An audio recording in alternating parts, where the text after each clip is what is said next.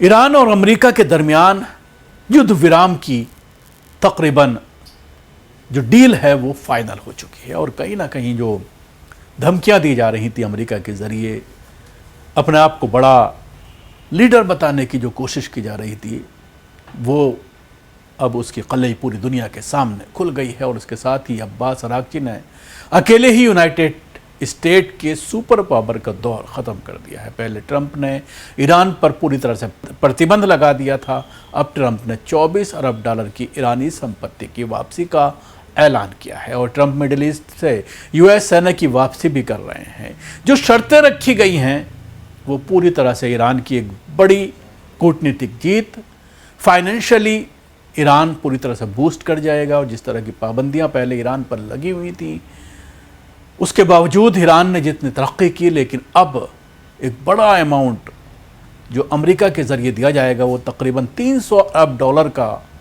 जो अमाउंट है वो ईरान को दिया जाएगा।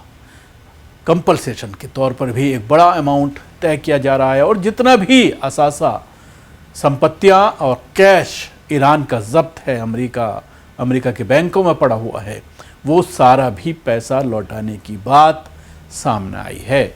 और इसके साथ ही जहाँ जहाँ पर भी जंग चल रही है, चाहे वो लेबनान की बात करें, चाहे वो फ़िलिस्तीन की बात करें, तमाम जगह पर युद्ध विराम लागू किया जाएगा। यूएस ईरान के अंदरूनी मामलों को कंट्रोल कर रहा था, अब यूएस ईरान के अंदरूनी मामलों में दखल नहीं देगा। ट्रंप को एक ऐतिहासिक हार का सामना करना पड़ा है। ईरान न कभी झुका है और न कभी झुकेगा। ईरान और इजराइल के बीच चल रहा टकराव खत्म हो गया है और दोनों देश जल्द ही शांति समझौते पर दस्तखत करने वाले हैं। पाकिस्तान के प्रधानमंत्री शहबाज शरीफ ने समझौते की घोषणा करते हुए एक आधिकारिक बयान जारी किया है, जिसके बाद ईरान और अमेरिका ने भी इस डील के बारे में बयान दिया है।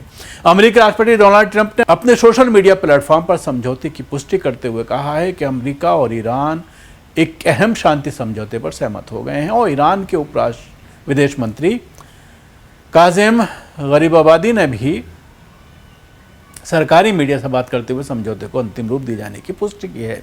इस ऐलान के बाद दुनिया ने राहत की सांस ली है। ईरान के उप विदेश मंत्री काज़ेम गरीबाबादी ने दावा किया है कि समझौता तय हो गया है और शुक्रवार को स्विट्जरलैंड में इस पर आधिकारिक रूप से हस्ताक्षर किए जाएंगे, लेकिन अभी तक किसी भी देश से समझौता ज्ञापन एमओयू के मसौदे में शामिल बिंदुओं की औपचारिक रूप से पुष्टि नहीं की है। फिर भी सामने आए मसौदे के आधार पर कहा जा रहा है कि इस समझौते का असर पश्चिमी एशियाई राजनीतिक और वैश्विक अर्थव्यवस्था पर पड़ सकता है।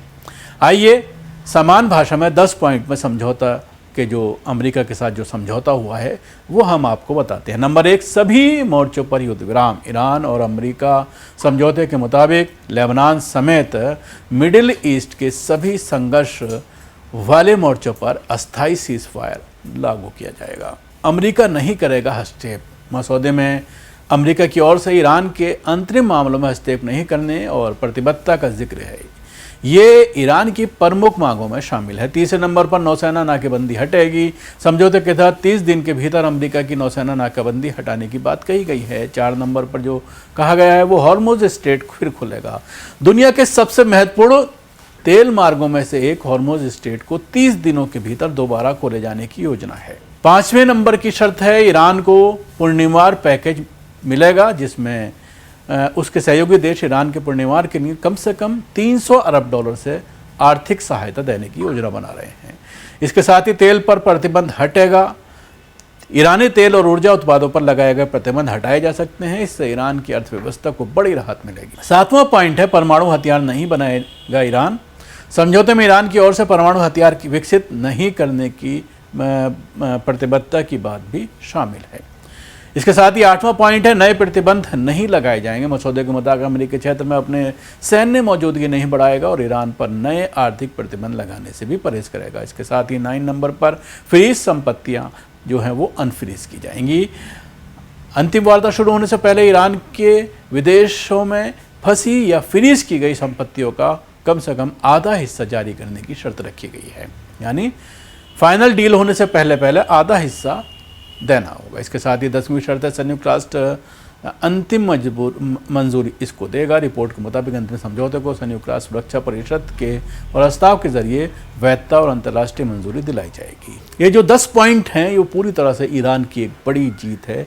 एक पॉइंट को अगर छोड़ दिया जाए, तमाम 9 के 9 पॉइंट जो हैं वो ईरान के लिए बहुत फ़ायदेमंद है। एक परमाणु डील पर जो कहा गया है कि परमाणु क्षमता नहीं हासिल करेगा ईरान, ये एक कहीं ना कहीं उसके लिए एक पॉइंट हो सकता है जिससे वो नुकसानदेह साबित हो।